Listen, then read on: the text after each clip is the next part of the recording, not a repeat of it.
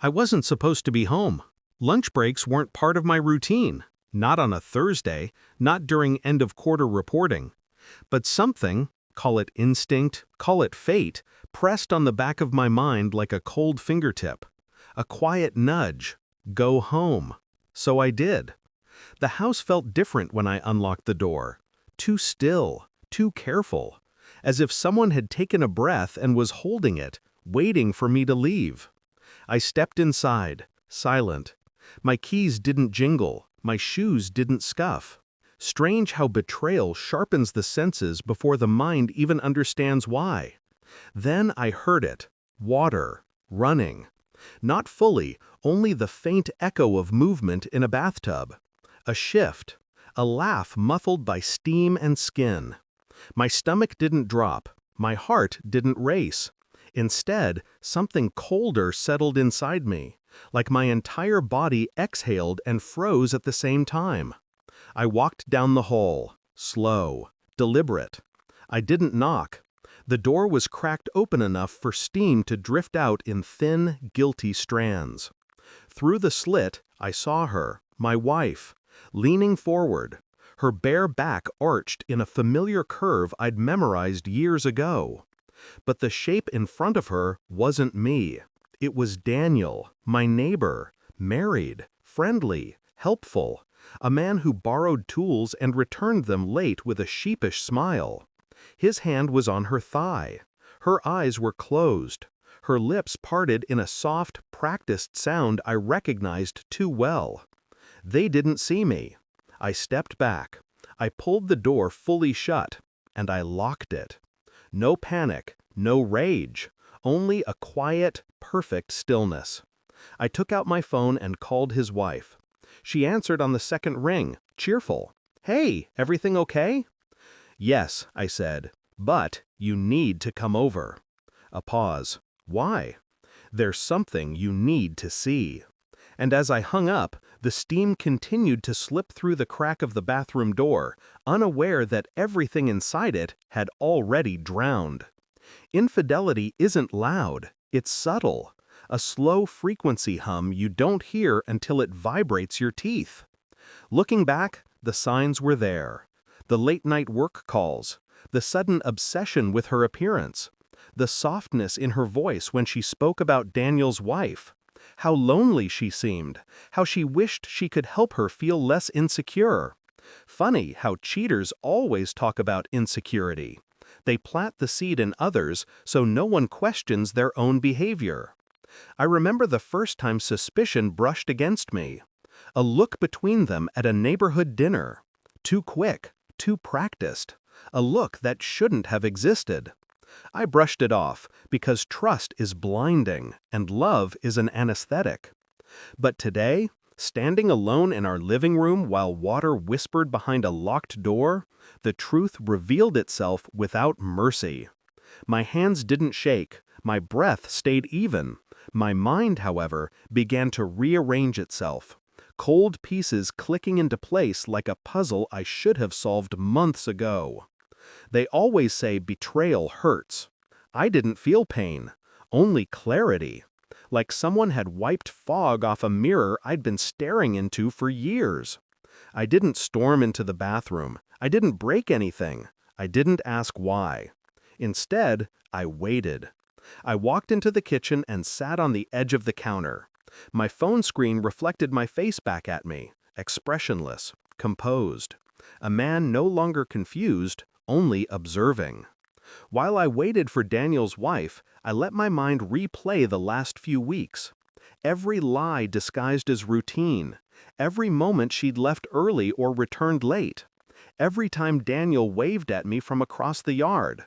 The patterns assembled themselves with terrifying symmetry. I remembered the missing towel from our linen closet, the one she said she'd taken to the gym. I'd found it 2 days later in the guest bathroom, wet, smelling faintly of cologne that wasn't mine. I remembered her silence after I mentioned Daniel's wife's birthday. She looked away too quickly, as if guilt hid in the corners of her eyes. The truth had been everywhere. I just wasn't looking. But now I saw everything. The footsteps upstairs shifted, a soft splash, a faint, guilty laugh. They thought they were safe, thought the world outside that steamed bathroom door didn't exist. I almost smiled, because the world was about to walk in, and I wouldn't have to raise my voice. The truth would do all the damage for me. The doorbell rang, not loudly, just enough. I opened the door. Daniel's wife stood there, confused, holding her keys, her expression soft with concern. "What's going on?" she asked. I didn't answer. Didn't need to. I simply stepped aside. The moment she smelled the steam and heard the soft, intimate murmurs behind the locked door, her face changed. Color drained. Recognition hit her like a slow, brutal punch. Is that? Yes. I placed my hand gently on the bathroom door. I didn't unlock it. I didn't have to. Their voices told the entire story. I looked at her. She looked at me. Two people standing on the edge of the same betrayal. She whispered, "How long?" My voice remained steady. Long enough. No shouting, no chaos, just truth. And truth is always the loudest sound in a room. I slid the key into the bathroom lock. One slow turn. The click echoed like a sentence being passed. I didn't open the door. I stepped back. Daniel's wife reached for the handle with shaking fingers. I let her.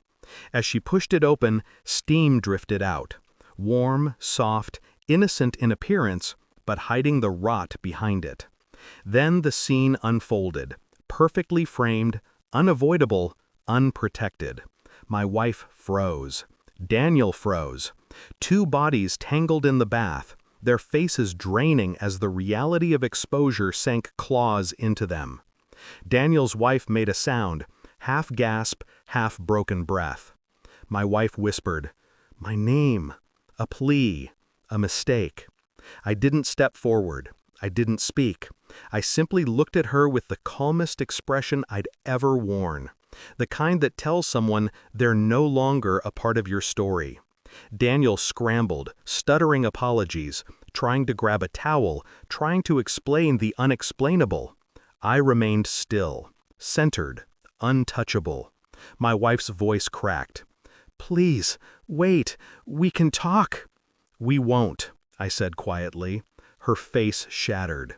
That was the moment she realized she hadn't just cheated, she'd lost. I left them there, wet, exposed, scrambling for excuses that collapsed under their own weight. Daniel's wife followed me out, crying softly. I didn't comfort her, but I didn't abandon her either. We stood on my porch, silent partners in a shared tragedy neither of us had chosen. "I'm so sorry," she whispered. "You don't need to be," I said, because sorrow belonged to people still holding on to something, and I wasn't. When she left, I locked the door behind her, not to trap anyone this time, but to mark the moment I stepped out of my old life. I didn't look back at the bathroom. I didn't need to. I had seen everything I needed to see. As I walked to my car, I felt strangely weightless, calm, unburdened. Some truths destroy you. Others set you free. This one did both. And the final thought that crossed my mind was simple, quiet, and absolute. I wasn't coming home again.